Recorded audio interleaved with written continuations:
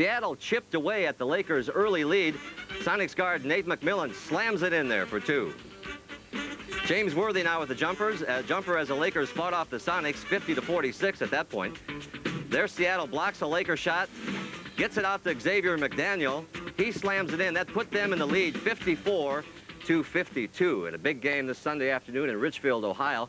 Game 5 between the Bulls and the Cavs, and right now at the half, Cleveland leads 48-46. Now, before the game, the Chicago Bulls and Michael Jordan had a little team meeting. That didn't seem to matter to the Cavs as they dominated inside. Larry Nance rebounds his own missed shot as Doug Collins calls out some instructions. The Cavaliers also played terrific defense as Ron Harper blocks Michael Jordan's dunk attempt. Michael Jordan finally got on track as he scores in the lane. Watch this little scoop shot up in there for 2. Ron Harper now hits Larry Nance on a no-look for the layup.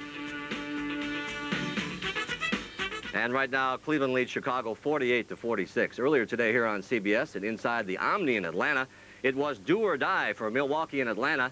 And when Game 5 was over, the Bucks sent the Hawks on vacation. Milwaukee 96, Atlanta 92 in a surprise. Game 5 at the Omni, and the Hawks mascot had his game face on. The Bucks led early until the Hawks got going with John Koncak slamming one in. Milwaukee's bench helped them keep them in the game as Fred Roberts laid it up to tie it at 44 at the half. In the second half, Atlanta went ahead, but Ricky Pierce brought the Bucks back as he drilled 2 3-pointers. Pierce had 25 on the day. Then Dominique Wilkins went to work. He gets loose inside to tie the game at 74. With the Hawks down by 3 and time running out, Dominique forces a desperation 3-pointer and misses. The Milwaukee Bucks win the series and now move on to Detroit. Toughest team in the league. We know that. They played like it all year long, very consistent. They're healthy. We got our hands full, but we also want an opportunity to play them, and we got that too. I'll tell you something, Detroit may have its hands full as well. Milwaukee won the season series 4-2. The Bucks won all 3 games in Milwaukee and also won one in Auburn Hills. When we come back, it is back. Hot off the presses, the At the Half Gazette, as we faithfully roll on from New York City and Datelines everywhere.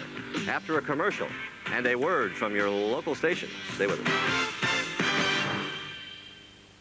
CBS, and this is the time of day where newspaper publishers from around the country pull a little closer to the set for 2 reasons. They always want to know how the competition is doing, and secretly, they get their playoff news from the At the Half Gazette. And why not? We've got the very latest equipment, a snazzy look about us, and historical perspective. For example, 1989 has been a year of transition. America's leaders changed. And in sports, America's team changed leaders. And in the NBA, the Lakers are staring at a changing of the guard. Well, actually changing of the center. Goodbye to Kareem. Hello to center in waiting, Michael Thompson. We'll have a different look next year without Kareem. We'll be a lot smaller, obviously. So I think we'll depend even more on our quickness and our running game. We'll spread the offense out and just try to take advantage of mismatches, sort of like what Golden State does right now. Ah, look at them work. Our staff just happened to have a Golden State playoff story on file. No, it's not about earthquakes or Nelly quakes, but instead the fine art of selling your team to the public. We told him we thought we could play in the big time. We were wondering if he wanted to coach. Old Nelly says, forget it, you know. You're a playground team, you know what I mean? Those guys would eat you for lunch. And Teller says, let's go, man. The guys started leaving. So I say to him, you're wrong about us. Oh, yeah? Yeah. Oh, yeah? We're going to show you some stuff, because you're wrong about us, chump. Yeah, okay, I didn't say chump. It's almost like we followed a script this year, where we came in and we made some changes, and a bunch of kids that nobody thought could do anything, all of a sudden got a chance in the big leagues and actually made the playoffs and did well. Big league players like Chris Mullin and Rookie of the Year Mitch Richmond. But our crack reporters wondered, why isn't Ralph Sampson in the starting lineup? Not 1 minute in the first round against Utah, there he sat as the sweep rolled on. Oh, he played yesterday, but the Warriors were already down by 31 when he came in, but Ralph's thinking about the big picture.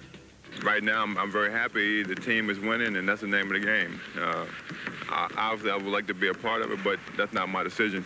And really, I don't really wish to talk about anything else besides the team winning.